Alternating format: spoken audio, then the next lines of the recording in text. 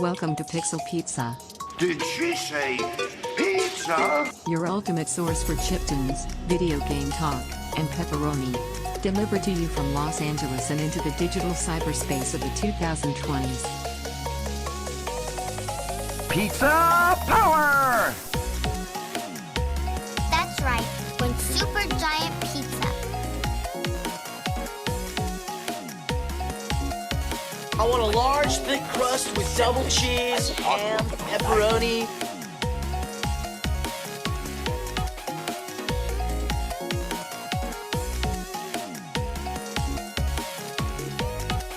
Hey, where's my pizza? Pizza time. 明けない夜解けない魔法で君を夢中にしちゃいたいけどそのハートってプレスチック製のフェイクみたいに僕を弾くんだそんな関係性ただ乾いてくだけの曖昧性本物なんて言っちゃって君はローテンションさよならってつけないで今34時のパーティーでその透けてる瞳が遠くを追ってる十次元の感情生命あげないように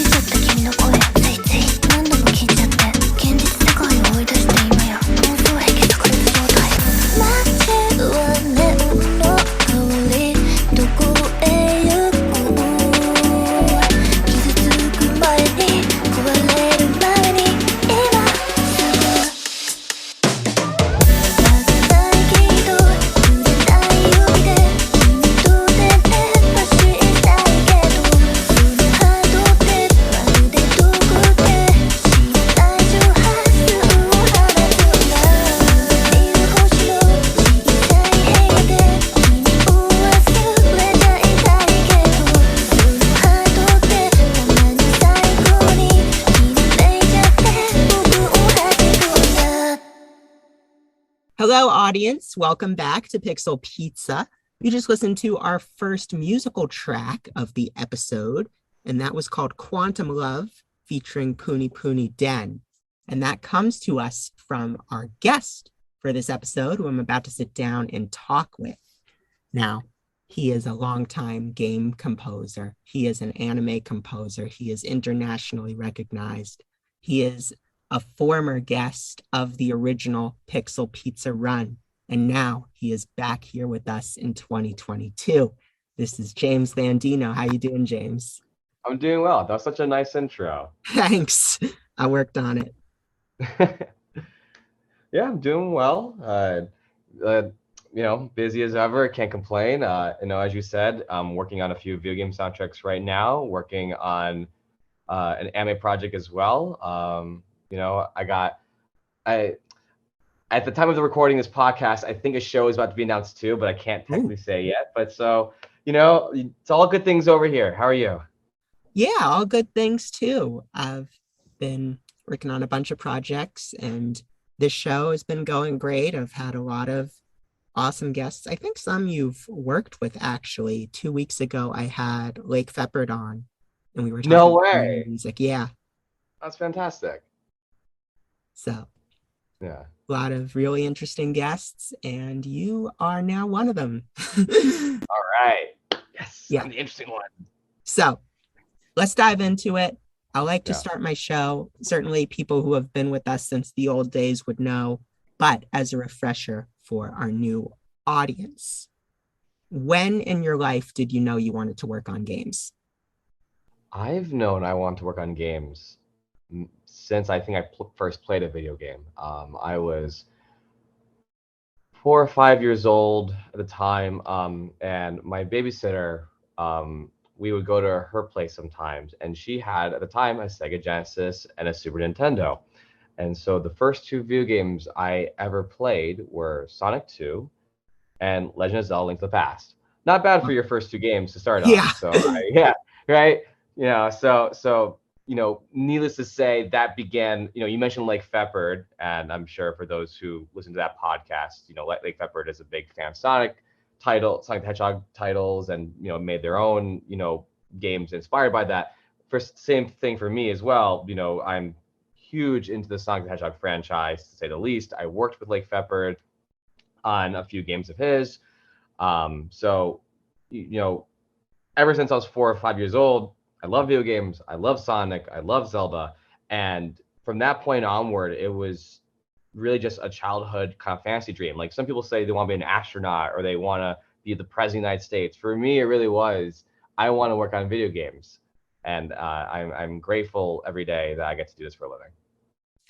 That is so awesome. What was like your first project you started on? The first project I ever worked on was a game called Flash Revolution. For those who don't know, Flash Revolution is a fan-made version of a popular music game called Dance Revolution. So if you ever go to the arcades or you go to the movie theater, you'd see, this huge like dancing game with the four arrows that people would dance to the music. That's Dance Dance Revolution, and I was also a very big fan of that game. And so Flash Revolution was back in Internet 2.0, 2003, 2004. I found the website flashrevolution.com, which was basically just a fan-made version. And so this fan-made version allowed anyone to submit their own music to be in the game. And at the time, I had already been playing piano for 7-8 years. My parents, forced me and my brother. It's kind of a rule in the house. The rule was that we had to play a musical instrument from the beginning of school until the end of high school. That was the rule. Were your parents musicians? What's that again? Were your parents in music? They were not. They were not musicians. My parents were athletes and very smart business people. But creatively, no. I hope my parents don't get too cranky. They don't really have a creative bone in their body. They try. My dad likes to joke that he played piano once, and the teacher told him you should take the football. So my parents this there are always confused where my creative energy comes from, because truthfully I don't really know exactly too, except from video games maybe. But so when I found out that people could submit music for this game, I was like, whoa, I can write music for video games. That's so cool. I do know how to play piano, and then I could just go find software and learn how to write music. It must be possible, right? This is 11-year-old, 12-year-old me thinking this. And so I immediately got some software, started making some, bad music. And sure enough, after a year of studying and, working my butt off, I was fortunate enough to be picked to have my music selected in for their one, like the updates in 2004, I think. So I was 13, 14 years old when technically had my first credit in a video game. Wow, that's awesome. And that age, I think I was like writing fan fiction about Super Smash Brothers. That was my submissions online. Let's go. Heck yeah. And not to fast forward too much, but it's cool that was where you started, and now you have your music in an actual arcade game, Chunivim. That's right. Yes, it all comes full circle. Absolutely. Yeah. so 10 minutes away from me, there's an arcade called Round One, which I'm sure you're familiar with. Yeah. And yep, love Round One. I go there like I try at least go once a week to play Dance Central Evolution. But yeah, so at the arcade they have Tunithm, which recently was ported from Japan to America, and it's just so cool to know that I can go play my song at the arcade. It's really I never thought I'd be here. Yeah, it seems like a big thing for you so far has been sort of that the dreams that you had being tangible. Oh yeah, I mean, it's funny. I don't think of it as having tangible dreams because the way how I always approach these things is like, well, I want to do this. How can I make this possible? It's not to me. Dreams don't even the word dream is not often in my vocabulary. I just see it Mm, as I want to do this. How can I do this? And then as an adult, then the question comes, how can I do this while making the finances to do so? of course. So yeah, I've always been a big problem solver kind of person. I always see something, I'm like, all right, what are my options? How can I approach this? And I always try to think of some kind of system or strategies. And really, I feel like I'm good at trusting my systems of like kind of like, okay, if I want to do this, here's how I'm gonna do it. This doesn't work out, I'm gonna do this instead. And so far, I think I've been, it works for me pretty well, I think. Yeah, in that case, what would you say your strategy was for advancing your career path forward in those early stages? In the early stages, I think in the early stages, I always have believed, and I still believe it's true to some extent, but I always believed that if I was so, despite how social, like if someone meets me in the street, they may think I'm very social or I'm very, just like outgoing. I'm actually not. Like it's all learned abilities for me to be more social. I'm a super duper introvert, excuse me. And so when I was younger, I was even more introverted. And my logic was, well, I hate networking. I don't like to network for the sake of networking. I don't, I'm not even that good at talking to people. And so I thought to myself, well, if I don't want to have to go find the work, I want people to come find me. And my belief was that if I was really, really, really good at one thing, I may get less work because I'm super specialized in that one thing, but eventually people will take notice and then come find me for that one thing. And eventually that was true, that people would come find me for certain kinds of work. In this case, rhythm games. And so to this day, I still believe that for anyone who wants to do something, at least in the music space, my belief is that it's not just good. It's good also, of course, because if you're focusing on one thing, you probably really enjoy it. You should, right? I love working on rhythm games, and so it kind of goes hand in hand. Of I always want to work on music games and rhythm games, and also it's actually really good for getting work because then people will know you as that person who's really good at one thing. Yeah, you're reliable. Hmm. Yeah. But that's something I never would have guessed of you. Yeah, like as you said, certainly when I've met you at PAX or MagFest or any of those networking sort of spaces, yeah, you're super outgoing. And I never would have guessed that that was something that you had to sort of build up and work on. I would have thought it was natural. Oh yeah. If you had met me, in high school, it's even more intense. But I think if you had met me when I was 18, 19, 20 years old, I think you or anyone would have been surprised to see kind of just how quiet and reserved and just awkward, just generally just an awkward person. I'm still awkward now, but at least I try to be more honest with my awkwardness. But Sure. just back then, um, it definitely was a long road of just working on being more social and being comfortable with myself. Definitely. Yeah. So as far as rhythm games go, I mean, there are ones where it's more straightforward. You just press the buttons on the screen, but there are like some of the ones you've done with Harmonix and other companies, they're more dynamic, where Hmm. like the design and the music are more intertwined. So Right. when you're working on those kind of games, do you have any discussions with the game designers, or how do you create the music in those instances? That's a good question. And truthfully, it varies all over the place. So for example, the last project I worked on at Harmonix, I worked on a game called Drop Mix.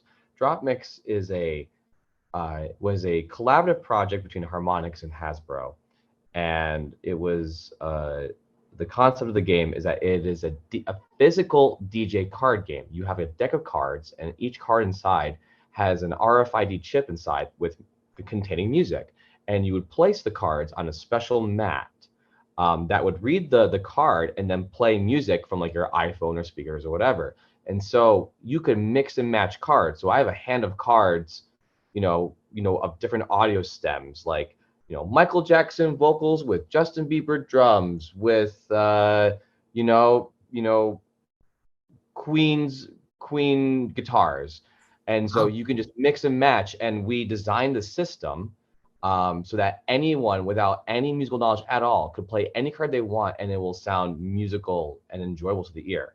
And so I was one of the few people who's in charge of building that system.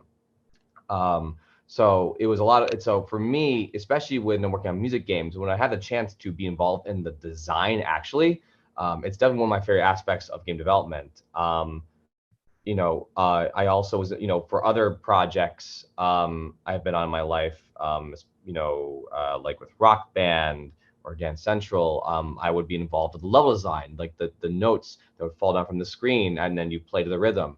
I would be involved with the level design in that sense. That is levels in a sense, right? So yeah. I'd be involved, yeah. So I'd be involved with that as well. So, you know, just doing projects, different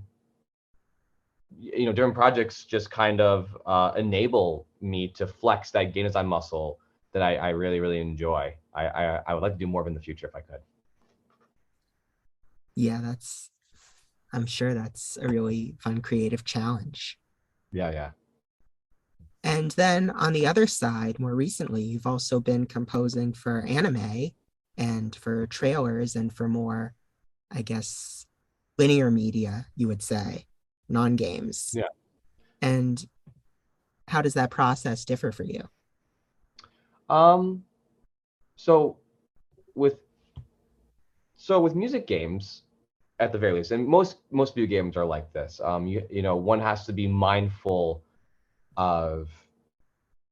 So I'll say this way: with music games, even if it's like a single song that you play to the beat, I still need to be mindful of the notation that I'm writing because I want to emphasize to the level designers of fun, interesting gameplay for you to beat match and play the rhythm to.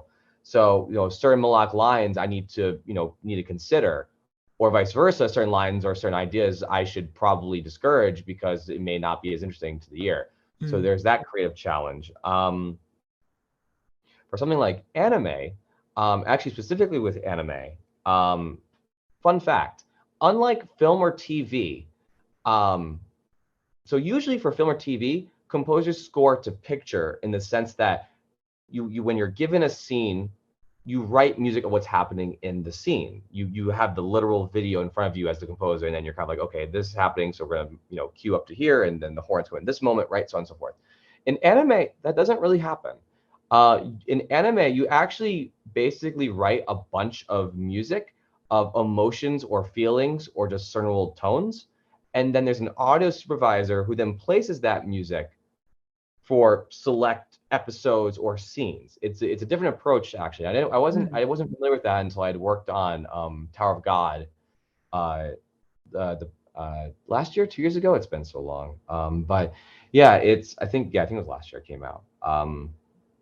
So it's just interesting how usually people assume if you're familiar with that creative world, people would think, okay, we just scored a picture for everything we do ever in visual media, and it's just anime is just actually it's not done that way.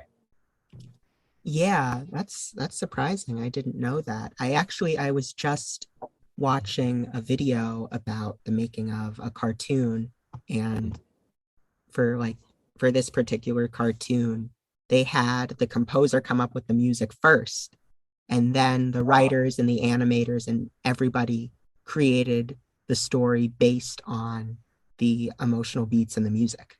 Wow, interesting. What show is that? I think it was called Breadwinners. Interesting. Okay, Yeah, that's very common. so it's pretty cool to hear about. That's cool. Yeah. And What's it like for you collaborating with people internationally? It's great. It's so currently I am studying Japanese. It has been uh, an overwhelming gauntlet because I'm great at math. I'm great at math. I'm great at problem solving and business and things like that. Language has always been my weakest skill. Going back earlier to me not being very good at socializing, it really highlights that I'm not good at language, even in English, in my opinion. And then when you get to a whole other language, especially when it's difficult as Japanese, Oh yeah. I have no strengths at play here. So, I study every day. I try my best. And I can speak broken Japanese if I'm required to, and I am determined to be able to speak this fluently. But I realize it takes me twice as long to get half as good as my peers, and that's just the reality I'm under. But so to answer your question with international people, it's just awesome.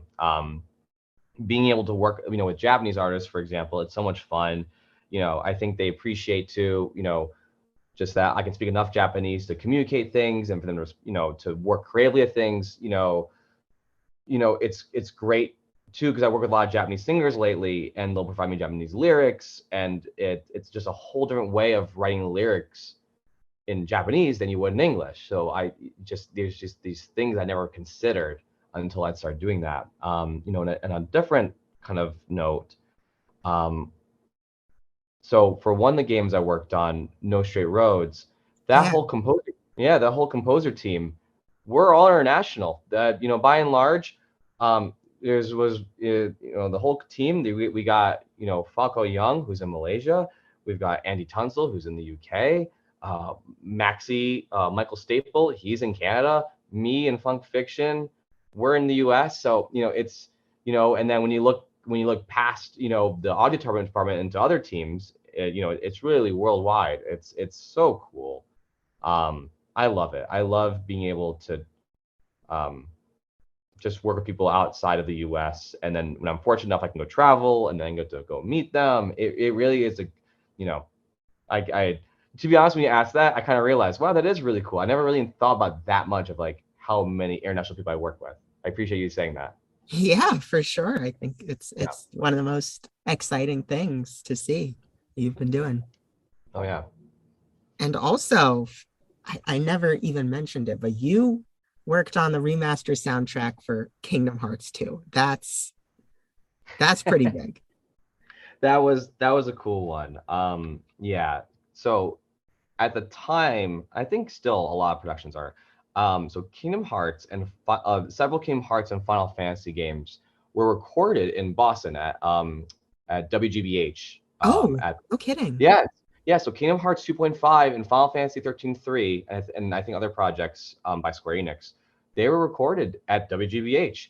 And so I was fortunate enough to be one of the assistant engineers for recording those orchestra sessions.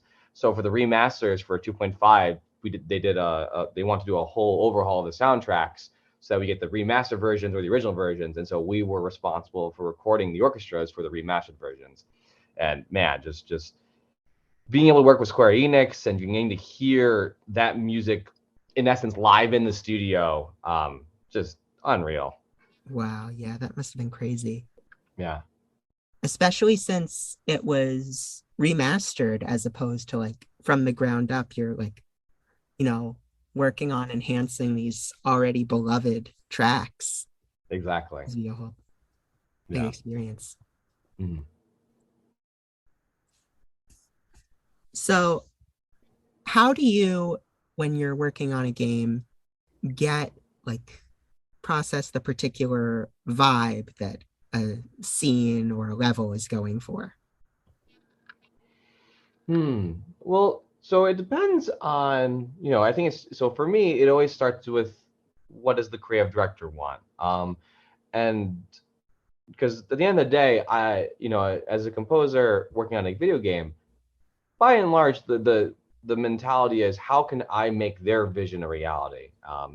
And different creative directors uh, give me different lengths of leashes of how far I can go on my own versus how close they want to what they want.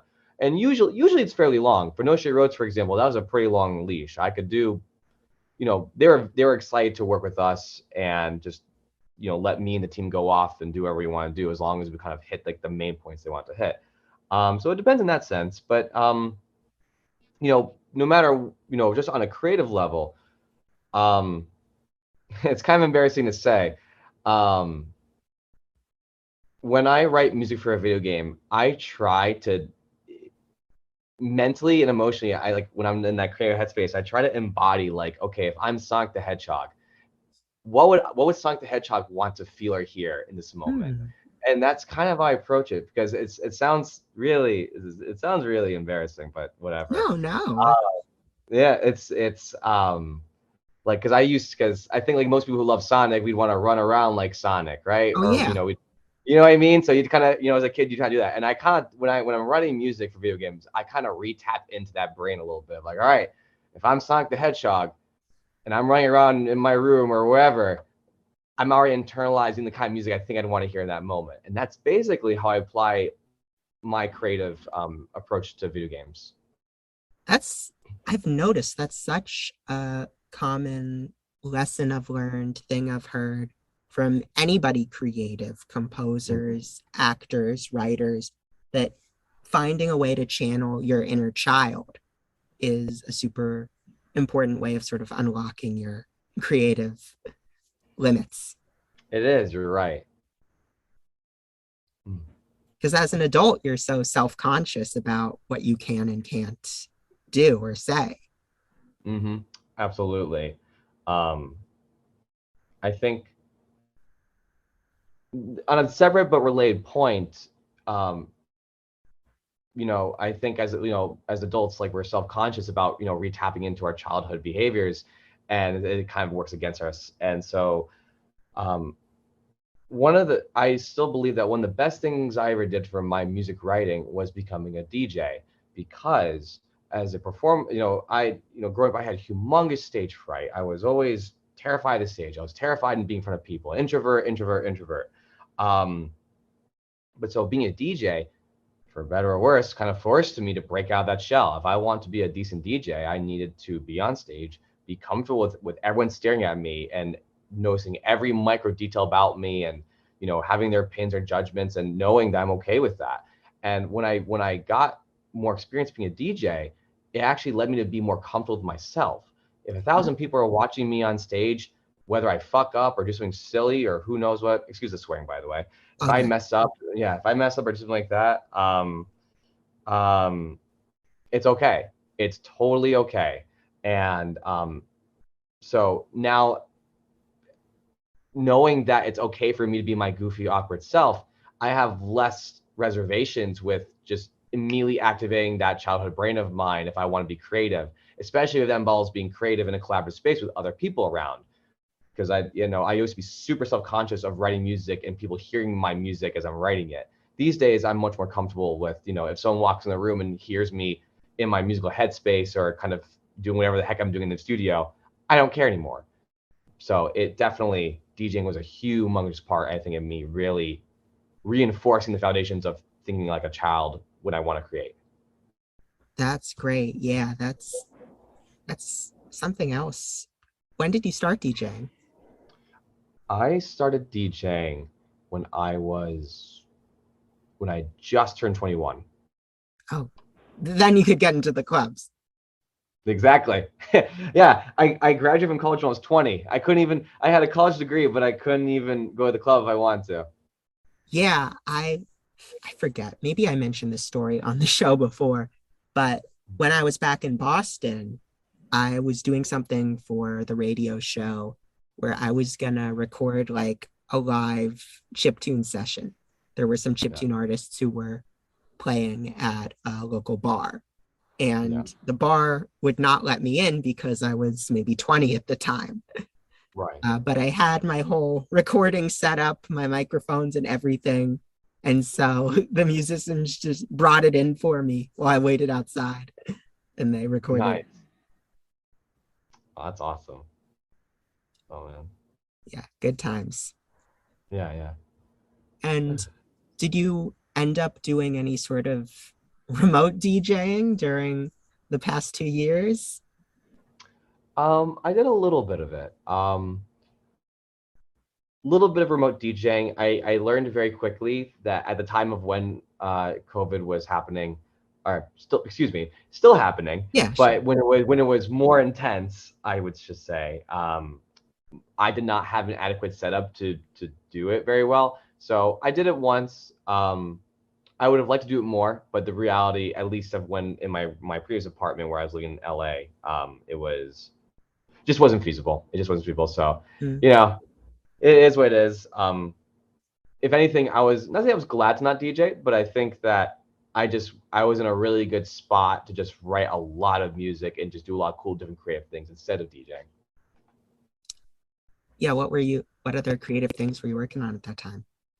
I'm trying to remember because 2 years ago it just feels like it just Oh, yeah, that's for sure. shit happened. Oh man. Admittedly, I couldn't list off two exact projects. Tower of God was one of them, I think, actually. Um, and then Chunithm was another one. Actually, so few. So Chunithm was one. Tower of God was another. I was working on original music at the time as well for the EP. So I was just, I worked on a project for Tencent on PUBG Mobile. So I certainly had my hands full during that time as well as starting my company. My company started 2 years ago, back in 2020. During a time when we were all kind of not sure what was going to happen in the world.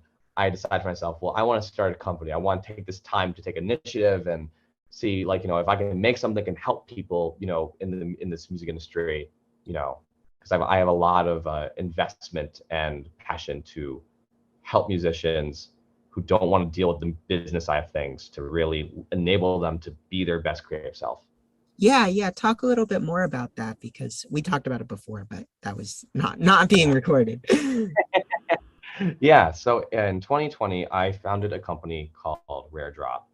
And so Rare Drop, um, as I just mentioned, the kind of mission statement is to empower musicians who have very specialized skill sets, as usually as composers, but we have several disciplines of people we represent. Um, you know, we work with just composers who are very talented, hardworking, and whose music is really, really wonderful. And yeah, we represent them. We help them get to work, and then we also help them with releasing their music as well. Basically, the kind of one-stop shop for really letting the composer or any creative talent just do the creative part, so they can just focus on making the best thing possible that they're happy with, and then me and my team can take care of the back end side of things that 99% of people don't want to ever deal with. Yeah. How many people Yeah. are on your team?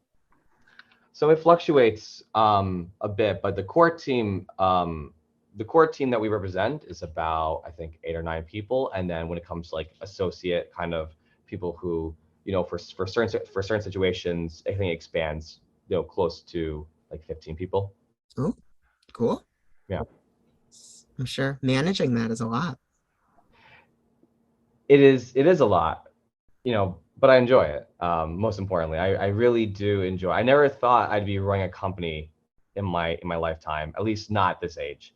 Um, and so I've really come to enjoy um, being being in that position, you know, and truthfully, also just putting it bluntly, it feels awesome to help my friends pay their bills. It feels great to know, and there's also a lot of tremendous responsibility that comes with it. It certainly is. It's a lot of feelings and thoughts in that, but in essence, I get a lot of fulfillment knowing that I am helping someone who's a musician or a creative, help them get opportunities that then they can pay for their rent, pay for their food, just pay for their life. It just feels wonderful knowing that I can be part of that journey with them. Yeah, that's super important. I can Yeah. imagine that Yeah. means something to you and to Yeah. them. Yeah. Great. So I guess back on the other side of things, I've wondered, what are the differences for you working with a small indie team versus a larger company? I think the immediate thing that comes to my mind is that usually with large companies and corporations, the deadlines are much, much tighter. Without naming specific names of companies, sometimes these turnarounds can range to 1 week of, I have a 1 week deadline. I think the most intense deadline I've ever had was a 24-hour deadline. Very tight deadline. So corporations just simply are not too nice when it comes to, hey, I would like some time to give you the best thing possible. And usually the response is, well, we need it by this day. I'm like, okay, I guess I'm gonna get to you by this day. So that's the first fundamental difference. Usually with indie developers or clients, they're much more flexible to varying degrees. Especially when we're talking about indie developers in different countries and continents, the culture of a deadline is just completely different. Typically in America and more Western countries, this is not a hard rule course. This is more just a broad generalization, but typically, more English speaking, not English speaking, I should say that, more westernized Western countries are much more strict and put a lot of emphasis into the deadline. This is the deadline. You must respect that deadline. And other countries are just simply more flexible and just more loose with that. And so, you mentioned earlier about working with international people, and that's definitely one of the things that I had to, be understanding to was that, if I need something by a certain day or they need something by a certain day, they don't actually, yes, they would like it or like on this, they don't really like it. They don't mean it on at this day. Typically, it usually means around this time. If you get it 1 day late, it's not the end of the world. They're more understanding. Of course, in the world of game development and entertainment, that's not always the case, no matter who you're talking to. But by and large, it's just fascinating to think about, just how different countries handle the idea of a deadline, the idea of structure and a schedule. Yeah, absolutely. It's interesting to know about how that varies across cultures. Yeah. All right, I think it's about time for a musical break. So let's go listen to another track from you, James. This one is Speed Future Zone. So enjoy that, audience, and we'll be back with you soon.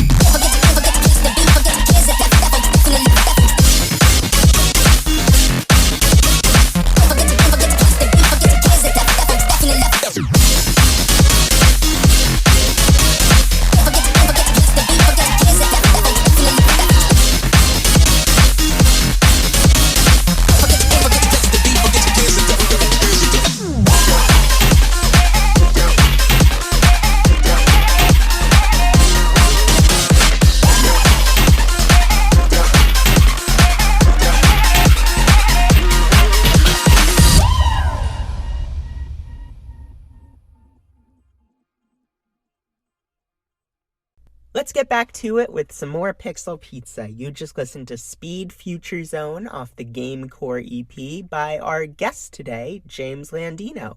So let's get back to talking with James.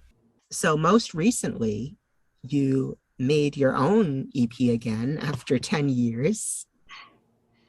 That's right. 10 years. Yep. Yeah, so wait, maybe it's less than 10 years. Maybe it's like 8 years. It was 8 years, actually. I think you're Okay, right. yeah. Or more or less. Yeah. But I played it on my original show. That's how long ago it was. Let's go. Yeah. What brought you back to making your own material?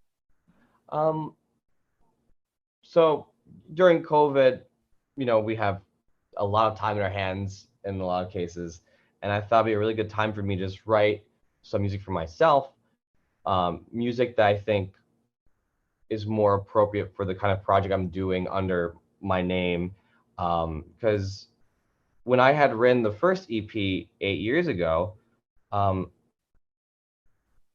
was just in a different life back then. I had just graduated from school. I was in Boston. There were different kinds of priorities and concerns in my life. It's funny though, now that I realize that, as you asked me, if there's one common thread between both of them, is that they were both designed, like the production of the EPs was actually pretty similar. The first EP I did, Transition, 8 years ago, every song was written in 1 week. Wow. It was all written in 1 week. So, I think there are 6 songs in that release, and I did everything in 6 weeks total, by and large. Like the songwriting was, the whole song's written, in 6 weeks total. And for this new EP, Gamecore, that came out last year, same mentality, except instead of 1 week, it was 1 month, because I, had other projects to manage. But it still, in essence, was the same mentality of, all right, I'm gonna write 1 song a month, and then the EP will come out, and this will be the kind of creative vision or pursuit that I set out to do. That's just how, it's funny, it's just how I am. I'm just a very structure-oriented person, and I'm usually more focused. I like to have a more focused project that way. So it was a lot of fun to just write music for myself, to be under that structure, and just write different kinds of music. That was more, I think, more true to me as a person. Yeah, I could feel in it that it was very representative of, your own personal style that you've cultivated over the years. Yeah. And I guess in that sense also, was there anything new you've learned since you wrote Transition that you put into this one? Good question. I've learned a lot of things over 8 years, that's for sure. Yeah. I think something that I learned, I'll have to think about that one for a minute, because I always saw EPs, for me anyway, as just like a snapshot of a snapshot of that time in my life. And in retrospect, I feel like I should have done more EPs. I think a bit more, if I had more time, I'd definitely do more of them. But so I think I don't have a good answer for you of what I've learned. I definitely will marinate on that thought. I think at the very least, usually when I finish an EP, is when I kind of become more reflective on myself as a person, because I kind of think about, like, okay, like I made this EP at this time, and now let me kind of just like marinate and think about, where was I at actually? How did I really feel about this in this time? It really becomes a good excuse for me to kind of be more introspective. Yeah, and so what did you think about after you had done this one, since it's been a little while, you said? I think for me, I feel like I had really done a good job of coming to terms with who I am as a person. And of course, when you listen to the EP, it's not really about that. It's just more about my just creative energy as a person.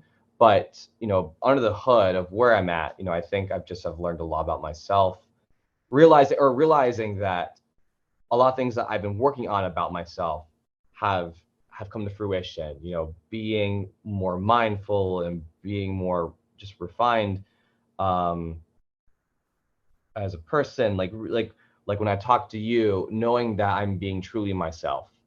Not trying to be something I'm not, or trying to puff myself up a certain way. Um, yeah, to me, it is really kind of peeling off the layers, I think, of a persona I may have had before in the past subconsciously, and now it's like, no, here's me. Here is this under the low key, really goofy guy who wants to make, fun music, and you know, not be ashamed about my inspirations and influences. At least at face value, that's what Gamecore is. That's great. And I think that's also a super important thing to note, because I feel like, advice anyone gives anyone over the years is just be yourself. And Right. they make it sound so simple, like it happens overnight. But no, it takes years to come to terms with who you really are and present that to the world in an authentic way, no barriers, no anything. So Exactly. yeah, You're absolutely for right you about to that. finally get there is Yeah. Thank you. such a great story, Yeah. Thank you. for sure. So going back to the DJing, recently you did a set at AX, right? So this past June, so I technically did not perform at AX, but I had a show during AX. And I was performing with a very popular artist that's been just kind of blowing up over the past year. Their name is Demon Dice, and they are one of the currently, at least in the kind of digital internet kind of VTuber kind of space, the kind of streamer YouTuber space. She's one of the most popular right now, and so it was really cool opportunity to perform with her. It was a sold out show. Just Wow. it was a really really good show, and it was just a lot of fun to play with her, and also other artists like Tayloid, who is also a very popular Japanese music composer and DJ. I got to also perform with DJ Marilyn. I got to perform with my friends Kino and VGR, also known as Video Game Remixes. So it was just a really wonderful show, a really wonderful party. That's awesome. And was that your first time doing like a big live show again? Uh, mm, no. So right around when the rules of COVID and pandemic were just starting to soften a bit, was when I started to play shows again. And so I got to play a show in Atlanta back in last October. I did a show in December in Pittsburgh, and these were crowd sizes of 3,000-4,000 people. Wow. Yeah, so so it's all been, so I've done a few shows, and it's just been really good to get back in there and just see, being able to feel crowds again, and for that, and seeing how excited they are to be back, in a show type venue again. It's just really really good shows all together. Yeah, I would think so much of being a DJ is feeding off the energy of the crowd. Oh yeah, absolutely. And just going to concerts in the past year has been surreal, because the energy the crowds are giving is out of this world. It really is. People are ready to have fun. That's for Yeah, sure. definitely. Yeah. So as far as stuff you can talk about, like what's next for you? That is a great question. What can I talk about? Um, um, yeah, it stinks. This is always the worst question, because I'm like, is there anything I talk about? I'm like, not really. All I can really say is that currently I am working on 5 different game projects. I'm working on one anime project right now. Um, a few shows are coming up soon. Um, I just did a thing for I can't even hit on it. It's darn it. So I have several things coming soon. I always hate to be the artist that says big things coming soon, but there actually are things coming soon. So I'm looking forward to sharing that with everyone when I'm able to. All right. Well, yeah. We'll keep our ears to the ground. Awesome. That was all the questions I had laid out. Was there anything else you wanted to talk about? Any questions you wish I'd asked? Not specifically. It's just doing this radio show has just been so much fun. It's always a joy talking to you, and your your cadence and just thoughtfulness is always greatly appreciated. I always enjoy it. Thank you so much. That means a lot. Yeah. That's something I definitely try to bring to it. Yeah. Yeah. So then, if that's all I've got, I do have to end with the classic Pixel Pizza question. Where's your favorite pizza place? Ooh, that's tough. In LA, that's even tougher. Shoot. Yeah, I need to know yours because I'm still learning what my favorite. I know, I'm still learning mine too. I think right now, if I just go pull up, it's if I go pull up this name, I think it's I know the name. It's three numbers. It's 786 degree pizza is my favorite pizza right now. There's one in Pasadena. There's a few of them, and there's one Pasadena and there's one Northridge, and it's really, really, really good pizza. They have like this chicken tikka masala pizza. Ooh. It's so good. They have like a not shish kebab. It's like what's it called, like the meats like that you kind of shave off when you go get like when you go get like a gyro. Yeah, I would think it would be gyro. Yeah, like the kind of like the gyro meat. They have like one like a pizza like that with like some kind of like tzatziki sauce. It's basically this if I understand the story correctly, this Indian guy with no Italian background decides, you know what, I want to go study how to make a pizza. And so he travels to Italy, studies, making pizzas for 10 plus years, and then decides then to go start a shop in LA. And he then also, because he was in Italy for so many years making the pizza, he hired like a specific like wood oven designer from Italy to make that oven in LA. Like he brought that person out.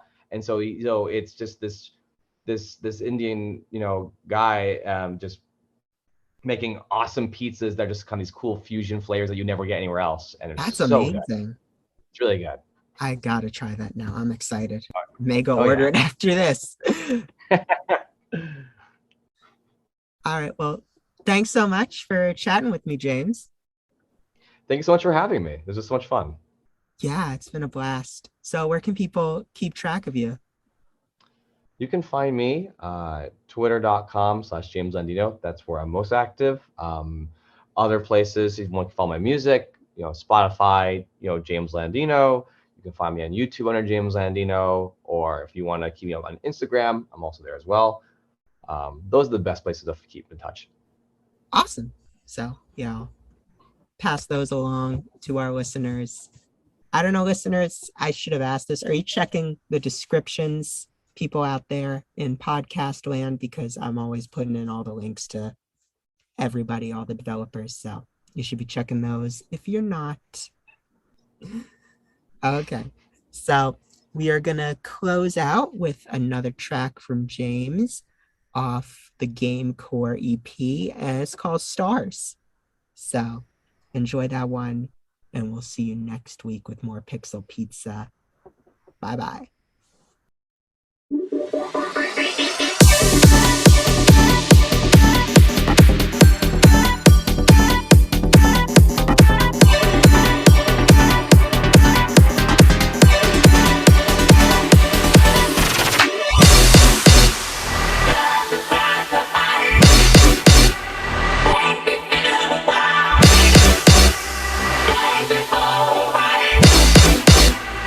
Make me feel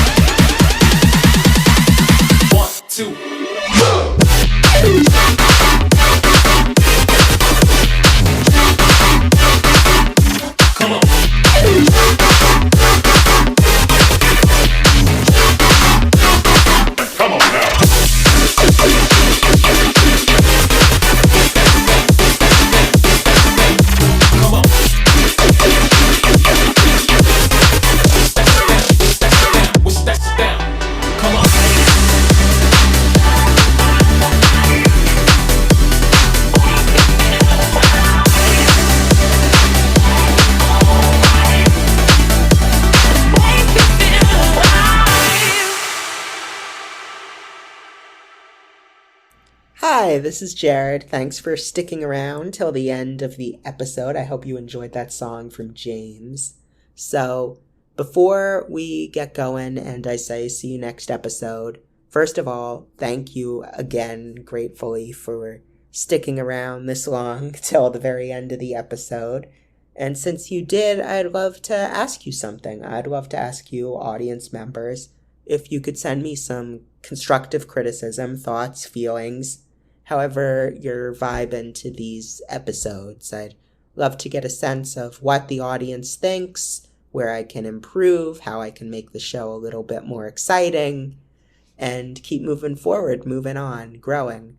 So, if you've got anything you'd like to share that's respectful, please send it on over to pixelpizza@yahoo.com. That's Pixel Pizza, the show name, at yahoo.com.